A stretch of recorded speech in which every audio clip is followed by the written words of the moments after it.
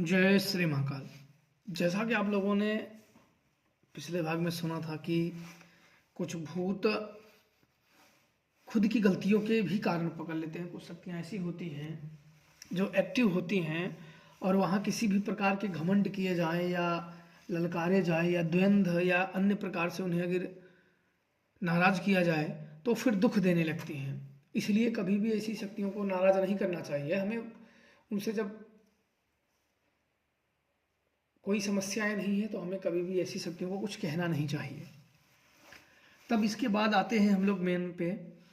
तब एक हफ्ते के क्या और बाद में बीच में 3 दिन बीता तो जो गांव के जानकार थे उनका देव जो था उसे शमशान भैरव ने पकड़ लिया था। तो वो वहीं के थे। तो उन्होंने उनसे कहा कि अरे मेरी शक्तियाँ काम नहीं कर रही, मेरे ऊपर आ नहीं रहे, उन्हें छोड़ दो।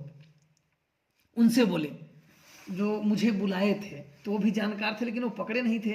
तो उनसे उनके गांव को बोले जो औरतों के चक्कर में उसके थे, तो वो लोग बोले कि मेरी शक्तियाँ को पकड़े हो तो छोड़ दो। तो बोला कि तुम कैसे हो उसमें हो? बोले हम लोग चलाए थे, ऐसी ऐसी बात थी।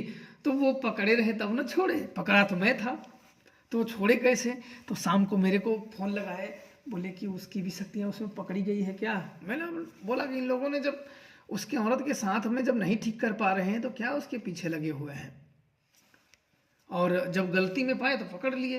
बोले वो बोल रहा है छोड़ने के लिए।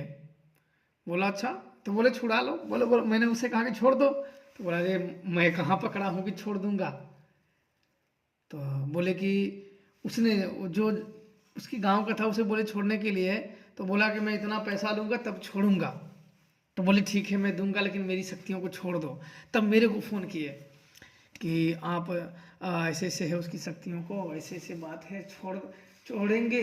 बोला अभी नहीं छोड़ेंगे, अभी नहीं छोड़ेंगे। और बोले कि मैं उसका पूजा लूंगा, आपकी शक्तियों दूंगा। बोला मुझे पूजा नहीं चाहिए, पर समय आने पे भूत नियाव हो जाएगा तभी छोड़ूंगा। बोले उसका वो बोल रहा है कि मेरा नाम ना आना चाहिए, मेरे पैर गिर रहा था। बोला ठीक है, उसकी ऐसी बात, अपनी गलतियों को मान लिया है तो कोई बात नहीं। जिसने अपनी गलतियों को मान लिया है तो हमारा कोई वो नहीं है कि किसी की बेइज्जती करें, अपमान करें। ठीक है उसका नाम नहीं आएगा, लेकिन बोल देना कि दोबारा ऐसा काम ना करे। बोले अच्छा ठीक है। अब एक हफ्ते के बाद फिर भूत नियाव के जानकार को फिर बुलाया गया तो उसने, जब मैं गया तो बुजुर्ग था लेकिन वो मुझे जानता था। तो पहले ही बोला और क्या हाल है? तो मैं उसे नहीं जानता था। बोले आप कौन? बोले कि मैं भरहा हूँ, भूत को खेलूंगा। बोला अच्छा अच्छा अच्छा अच्छा आप ही हो? बोले हाँ हाँ हाँ ठीक है। बोले भूत आप ही दोगे ना? बोला हाँ मैं ही दूंगा। तो बोले ठीक है अच्छा। तो वहाँ सब बैठाए गए, कांसे की थालियों पे सब बैठ गए। और इसके बाद ये कांसे की थाली जो पीतल की होती है, ऐसे कांसे की थाली होती है, उसमें मैंने कांसे की देवी को मैंने बुलाया कि हे देवी इसमें विराजमान हो जाओ और थोड़े समय के लिए इन भूतों को रख दो। तो मैंने जब कांसे की देवी को वहाँ बिठा तो बैठ गई। फिर मैंने शमशान भैरव का मंत्र पढ़ा और भूत मांगा तो शमशान भैरव प्रेत दिए ही नहीं। बोले कि प्रेत नहीं दूंगा। तो मैंने बोला ये कौन सी बात हुई? प्रेत नहीं देंगे तो मैं यहाँ दूंगा क्या? तब तो मेरी बेइज्जती हो जाएगी अगर भूत मैं नहीं दिया तो यहाँ। तब मेरे गुरुदेव की कही बात मुझे याद आ गई। मेरे गुरुदेव बोले कि शमशान भैरव को अगर भूत दे दिया जाए तो इतना आसान नहीं होता उनसे भूत लेना। तब मैंने नौ दुर्गा का जाप किया और फिर मैंने देवी महाकाली से मैंने प्रार्थना किया। तब भूत जाके वहाँ चौंका। जब भूत को चौंक दिया तब भूत आए और वो खेलने लगा भरा। अब खेलते खेलते वो आया था प्रतिदाने के, कुछ प्रधान ही बुलाया था प्रतिदाने पे, शायद पता नहीं कितना, मुझे अभी याद नहीं है। अब बोलते बोलते वो 70 दाना भूत खेल गया। 70, इतने दाना 70 दाना वो भूत खेल गया। मैं तो एकदम सुन के मैं तो ये हुआ कि जल्दी से खत्म हो, मैं जाऊं अपने स्थान पे। अब खेलते तो मैंने कहा कि ये सब क्या कर रहे हो? बोले कि ये सब भूत है। बोला कि वो नहीं, एक भूत बोलो जो नवल्द हो चुका है, जो मर चुके हैं, और दूसरा रास्ते का, और तीसरा जो आया है करिया के सननाइट को किया गया है। ये 3 जगह का प्रेत खेलिए, मुझे दुनिया भर के नहीं मतलब है। 3 जगह का, ये कहाँ कहाँ से खेल दे रहे हो, इसमें भूत है ही नहीं, आप खेल कैसे दे रहे हो? अब अपने ऊपर बुला के इसमें भूत है नहीं, आप बता कैसे दे रहे हैं और खेल कैसे दे रहे हो आप लोग? इसमें वो सब जो खेल रहे हो और जो बता रहे हो उसमें कुछ ऐसे भूत है ही नहीं, ये क्या मतलब है आप लोगों का? ये क्या करना चाहते हो आप लोग? बोले अरे अरे हम लोगों के पेट पे लात मत मारो। बोला पेट की लात की बात नहीं, आपको जो चाहिए आप सीधे तौर पे बोल दो, उसमें गा गो के मैं बोल देता हूँ इनको दे देंगे, उसमें क्या है?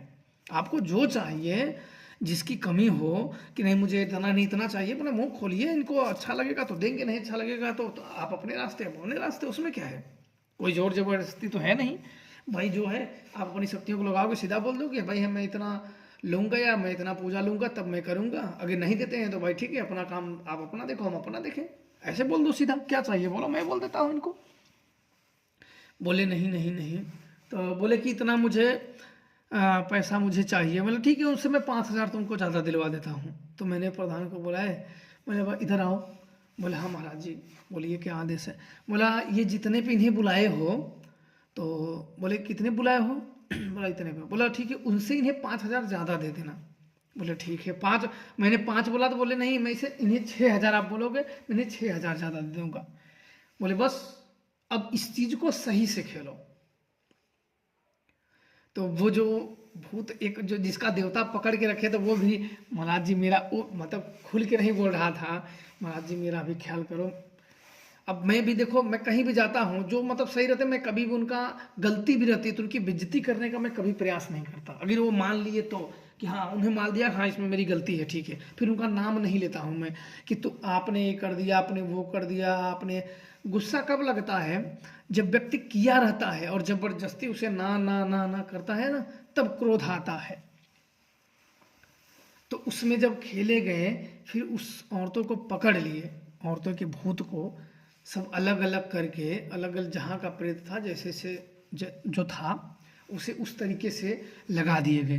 तब जाके वो औरत आज तक वो ठीक है, और ना तो उसको कभी ऐसे हुआ और ना तो आगे के कभी होंगे।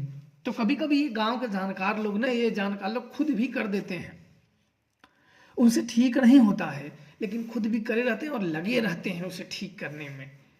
कुछ उपाय पे उपाय, कुछ ना कुछ क्रियाकलाप, कुछ ना कुछ वो करते रहते हैं, और समस्या खत्म होने के बजाय बढ़ती जाती है। क्योंकि जब सही चीज़, कुछ लोग, मैंने बहुत लोगों को देखा है, ऐसे कम ही लोग जो सही बता पाते हैं, नहीं अन्यथा तो बिना मतलब के बैठे रहो। हाँ आपको भ्रम पकड़ लिया है, आपको ये पकड़ लिया है, आपको रास्ते का पकड़ लिया है, अंदाजी जो सुनी सुनाई बातों को वो जबरदस्ती वो तौलवाते, हाँ मैंने ये कर दिया, मैंने बोला अरे लोग कहाँ से कैसे कैसे। मेरे भी सामने ऐसे बहुत होते हैं, लेकिन मैं बोलता नहीं कि जाना हो, मेरे से क्या मतलब है।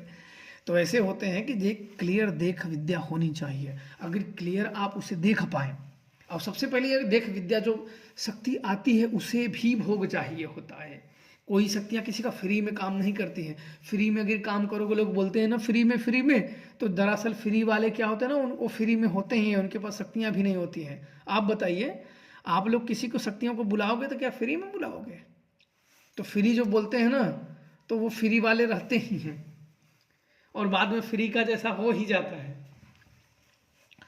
तो इसलिए कभी भी बिना, जब तक सही शक्तियों का अंदाजा ना हो, सही शक्तियों का ज्ञान ना हो, सही तरीका है लगा कैसे है, उसमें क्लियर है क्या, तभी आप कुछ उसका निदान कर पाओगे।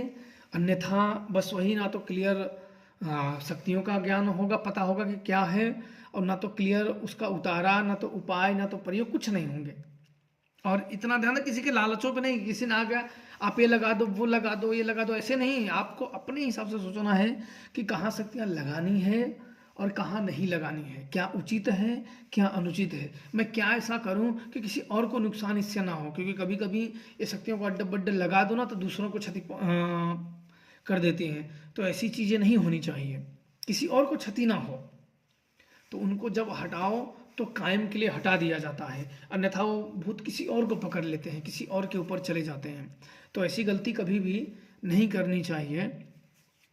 और कभी कभी यहीं में अगर क्लियर ज्ञात नहीं होता है कि क्या है, क्या बात है, तो वह व्यक्ति बहुत लंबे समय तक इसमें दुखी रहता है और काफ़ी इसमें समस्याएं ग्रसित रहती हैं।